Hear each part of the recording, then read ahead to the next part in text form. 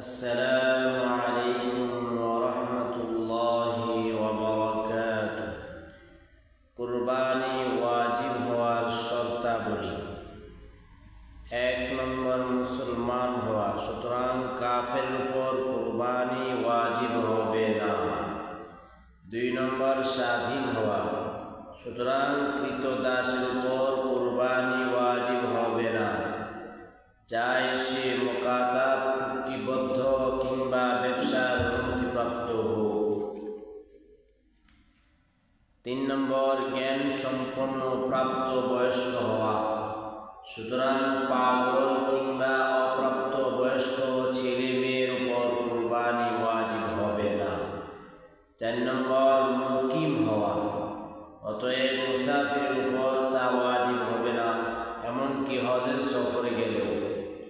৫ নম্বর ধনাঢ্য হওয়া, অর্থাৎ ৫২ তোলা রূপা কিংবা ৭.৫ তোলা স্বর্ণ অথবা সমপরিমাণ সম্পদের মালিক হওয়া, আর এটাই যাকাতের নেশাব।